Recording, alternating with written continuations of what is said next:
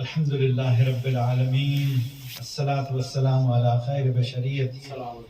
Mahmoud al-Ahmad al-Mustafa al-Amjad Habibi Ilahi al-Alameen Abil Qasim al-Muhammad. Allahumma salli ala Muhammad wa alayhi Muhammad. Salawatullah alayhi wa alayhi alihi wa tayyibin al-tahirin al-ma'asumin al-mayamin. Salawat. Allahumma salli ala Muhammad wa alayhi Muhammad. Assalamu alaykum ya Aba Abdullah al-Hussein Halat al-Fina'i. Today we have now moved towards 2nd of Moharram, and we are going to discuss the situation of and the story of Imam Hussein leading to the event of Karbala on the 2nd of Moharram. As we discussed in the previous 2 nights, we have discussed how each day is significant in the drama that had unfolded up to the point of the 10th day of Ashura. It's very important for you to follow the story of Imam Hussein's character, Imam Hussein's companions, Imam Hussein's friends, his relatives, but all those people. Just to recap what we had talked about it yesterday, that how Muslim ibn Aqil, his first cousin, and his brother has been martyred, and on the day of Arafah, when Muslims were doing Hajj in Mecca, and here in Kufa, the martyrdom of Muslim ibn Aqil took place, and he was brutally inflicted. The wounds were inflicted upon him, and he was martyred on the day of Arafah. Next day, Muslims celebrated Eid. Muslims continued doing what they would normally do, regardless of the event of the major event in the history of Islam that was taking place in the city of Kufa. City of Kufa is very interesting, and those who have been to Kufa, they will know, and this is the miracle of Allah subhanahu wa ta'ala, that Muslim ibn Aqil's Rosa, his building, his Zari, his alaykum as-salam, it's so prominent that you cannot avoid going into Kufa but not visiting Muslim ibn Aqil. Where are the Rosas of Ibn Siraj? Where are the building of those rulers who inflicted the injuries on him? What are the signs of those people? 1400 centuries have passed away. Many rulers ruled Iraq, but one thing they respected Ahlul Bayt alayhim salam. They respected those who have sacrificed their lives for the sake of Islam. And that is visible today. If you go to Kufa, you will find a beautiful holy shrine of Muslim ibn Aqil, which is visible from the distance. So this is no mean task to understand in what circumstances those people have actually sacrificed their lives. And this is the story of Karbala, which is very dear to our heart, and we must pay attention to by researching it, by looking into it, various sites, various books, various sources. Just be careful also, non-Muslims are writing about Imam Hussein. Non-Muslims who found interest, perhaps they found maybe an area where they can actually dabble into the expression of talking about Imam Hussein. However, there are those who are not coming from the Muslim background, writing about Karbala, writing about Maqtal, writing about Imam Hussein, and those who are within our system, within the Hawza's education, within the seminaries, within the scholars who have spent time studying, researching, and then they are writing about it. There is a huge difference. And the difference is that you will find that sometimes slight inaccuracies, sometimes not describing things as correct as should have been. because there had been an attempt to retell our story in many ways and sometimes not to tell the truth. However, it is our responsibility and duty to safeguard the truth of Imam Hussein and the truth about the Karbala. Because there is only one truth about Karbala. There are no 10 different truths. Yes, historians may attempt in order to deviate the masses, because obviously the enemy of Islam and the enemy of Shia, if I go further a step, would like to, deviate people, tell the wrong information about, no, this thing that didn't happen. No, this thing that didn't happen this way. Who was there? In any war, there are journalists. They are people who are embedded, is the word we use in war. And of course, there were eyewitnesses in the Karbala as well. The biggest eyewitness was Imam Sajjad himself. Who can challenge the presence of Imam Sajjad, who eyewitnessed everything? This happened, that happened, this happened. And he narrated the story for further to his children, to his people when he returned back to Medina after the situation which completed. And then, people listened to Imam Sajjad for 35 years after he returned back to Medina. After witnessing every single detail from his eyes, how can you deny Imam's eyewitness? So therefore, a lot of writers who have written, people who were the students of Imam Jafar Sadiq alayhi salam has written, Imam Baqir alayhi salam has written, Imam Baqir himself has written about Imam Hussein for his judge. And all of those people have documented. So never be confused or astray. If you're not clear about it, always consult back other sources. Look into the other type of books. Look at the other type of resources on the internet and websites. There are so many good websites these days which is talking about all the historical facts of Imam Hussein and Karbala. And it is your duty and responsibility to tell the younger generations, to your younger friends, not only younger friends, but your people who are not even Muslims, your Christian friends, your other people, the friends who are interested in the story of Karbala. We had a witnessed here example in this Husainiyah, one priest who used to come here just as a curious person, Father Kieran Flynn. And so much so that he has written a thesis about Husainiyah, the history of our Shia people here. And then he went to Karbala. He traveled himself with 2 or 3 people, I think he went there. And he visited Holy Shrine of Imam Hussein. He went to Najaf. Christian priest, he was interested in Imam Hussein.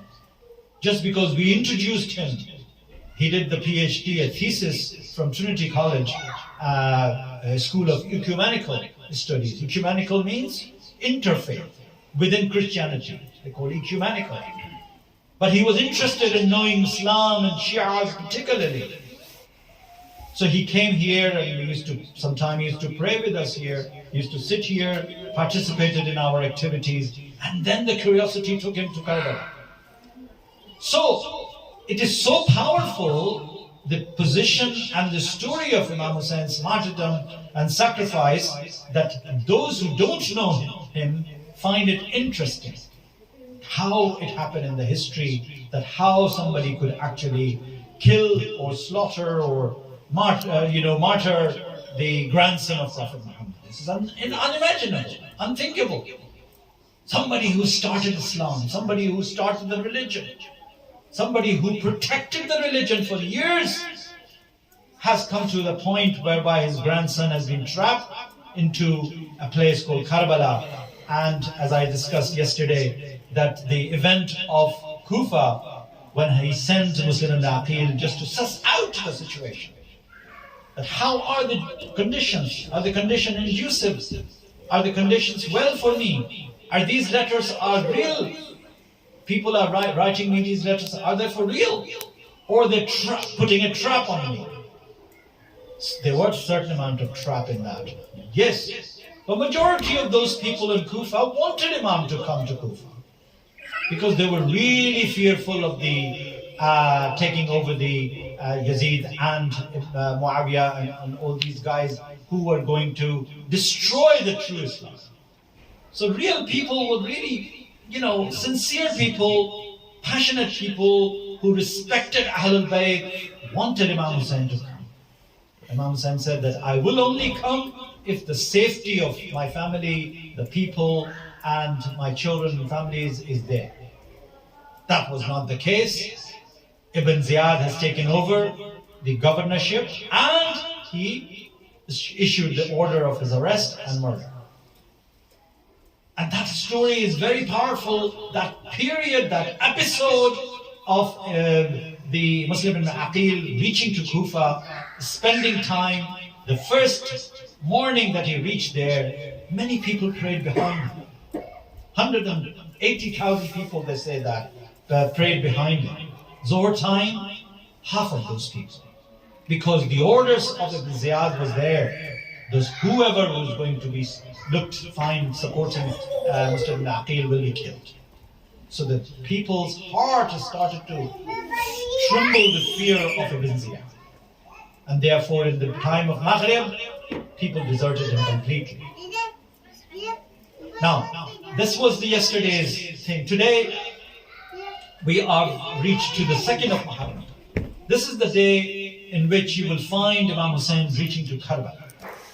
Through his journey, obviously the news came while he was traveling that Muslim ibn Aqil is passed away, Muslim ibn Aqil has been martyred, and situations are not correct. However, he galloped on, the journey continued, and he reached to the Karbala on the day of 2nd of Muharram. Day like today, he reaches to Karbala and he inquires about people, what is this land called? Somebody said Maria, somebody said Nahnawa, somebody has said different names for the place. Some person get up and he said, it is also called Karbala. He said, yeah. That is the place my grandfather told me. This is the place I'm going to pitch my tent.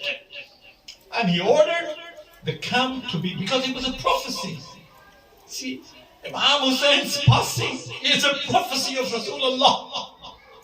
He told him in his lifetime that you will be killed in Karbala. And whenever he hears the name of this land, he said, this is my destiny. I have reached my destiny. I have reached my final stage. And many incidents happened in Karbala. So, on the 2nd of Muharram, he reaches to Karbala, he inquires about the land, and then he gathers the people of the land, the tribe of Bani Asad. And he purchased the land. He says, this is going to be my land. I will pay you for this land. Imam Hussain bought Karbala. Because this is the land where our bodies will be scattered without headless and will be trampled by the hooves of the horses. And he gathered together the children even. First he gathered together the people of Bani Asad. And he said to the people of Bani Asad that, look, we know that we will not be buried. So it's your duty, and I request you to at least bury our bodies here. And he said again that if you are fearful of Yazid's forces, that they will kill you if you bury us, ask your women to come along, to come and bury us quietly. And then he said, even the women find fearful themselves for burying our body. He gathered the children. He said, children, you come play with the clay and the mud of Karbala and bury us there. This is my request to you. So on the 2nd of Muharram, many things happened. And he knew that what is going to happen to him in the next few days. Lot of commotion happened. The forces of Yazid were galloping towards him. And inshallah, tomorrow I'll talk about Hur who was the leader of the army, who was galloping towards. He was the one who stopped Imam Hussein's caravan to do that. So before I go towards Hur's story, which is another interesting story, how Hur was responsible for, and how Imam Hussein actually, when he saw the army of Hur, he kind of inquired about it. He said, their horses looks to be very thirsty. Whatever the water he had, he gave it to the Hur's armies. Even the people of Hur's army got the water, even the horses got the water, and he spent generously. How generous Imam Hussein was that he actually offered all of these things to Hur's army. The man who stopped the horse of Imam Hussein, and he said, you are no longer move forward. I've been given instruction to stop you here in Karbala. So this is the story of Hur, but today I will also shed a light about the children of Muslim ibn Aqil, who were martyred the couple of days after their father, Muslim ibn Aqil, has been martyred. As you know, Imam Hussein suggested that you should take Ibrahim and Muhammad with you, so the people would realize that you are not coming to attack us, you're coming with your family. So both children accompanied their father, and they were also arrested after the martyrdom of Muslim ibn Aqil. Ibrahim and Muhammad was put into a dungeon, in a deep dungeon, in a deep prison, and it is said that Muhammad was just 8 years of age, and Ibrahim was about 7 years of age, two little boys. And they were, according to the book in Majlis al-Muntazireen, volume 1, page 261, you will find that story of those two brothers. On the 12th of Dhul Hijjah, 2 days after the Eid, when the jailer came to give the children some of their evening meals, they found that those boys were praying. And we waited for them to finish their prayer. And after that, he inquired about it. He said, who are you boys? How come you be in this prison? He said, I am Muslim ibn Aqil's children and a grandsons of Aqil ibn Abi Talib. And when the jailer listened to their story, he let them escape. He said, it's a night time, escape. I know who you are. You are Ahl al-Bayt. You are innocent children to be here in the prison. And the children came out from this prison in the dark night. They wandered around, and first they wanted to go to Imam Hussein, trying to tell him not to come to Kufa, but they couldn't because the Kufa was sealed, as I talked about it yesterday. Kufa's corners were sealed by the soldiers. Everywhere they went, they found the roads blocked by the Ubaidullah ibn Ziyad soldiers. It was impossible to get out of Kufa. Now it was almost daybreak, and the whole night they spent wandering around. They found a tree over the river Euphrates, and they found themselves in the side of the river. They drank some water, and then they went up the trees to hide, and found a solace and slept on the branches of the big tree. And a lady came to look for the water, and she sees these two boys, and she inquires about it. Who are you guys? And they say that I am Muslim ibn Aqil's children, Ibrahim and Muhammad. So she was a very kind lady. She took them down and she said, come with me. And she said, no, leave us alone. We are very scared to go anywhere. He said, no, come with me. I will give you protection. I will give you the sanctity of my house. So she took them to their house, and they said that we are orphans. Could you please make sure that we are not hurt anymore, because my father has been martyred, and we really want to be left alone. Little she knew that her own son Harith was the soldier who was working for Ibn Ziyad, looking for these two boys. And look at the fate of these two boys. He was wandering around, checking everywhere in the city of Kufa, couldn't find these two boys, and these two boys were inside the house of Harith. And these two boys had dinner and they slept. At night time they wake up. Alaykum assalam. Night time they wake up. Ibrahim said that I have seen my father in my dreams, who's saying that please come to me. And Muhammad said, I have also seen my father in the dream saying to me, come to me, come to me. What is this meaning? We are scared, we are really scared. And they start crying. At that time, Harith was the person who listened to their cry. He said, who is these children in my house? And he goes and he grabs them and then said that, okay, these are the two children of Muslim ibn Aqil that I have to responsibility and I'll take my reward for that. There was a big reward on their head. And he grabs these two children by the hair and he drags them down to the river Euphrates outside, despite his mother begging him, Harith, you are committing the biggest sin by torturing these two innocent boys. These are the boys of Muslim ibn Aqil, the grandson of Ahlul Bayt, progeny of Ahlul Bayt. Don't hurt them. He said, I have nothing to do, only I'm after my reward, and Ibn Ziyad has promised me the entire reward and the wealth that I'm after by slaughtering these people. And he drags these two boys to the river Euphrates, and then he asks, who will be the first of you to be killed? Ibrahim gets up, he said, I am the older, and it's been heard that older should sacrifice first. Then the younger said, no, I am the youngest one, kill me first.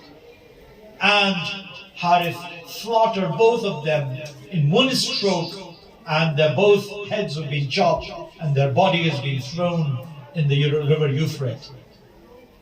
Another farmer came who was working around it, and he saw the two bodies. He rescues those two bodies and he takes them out, and they are buried respectfully. So today, if you go to Kufa, you will see the two holy shrine of Ibrahim and Muhammad beside his father, Muslim ibn Aqil. And there's a big ziyarat there.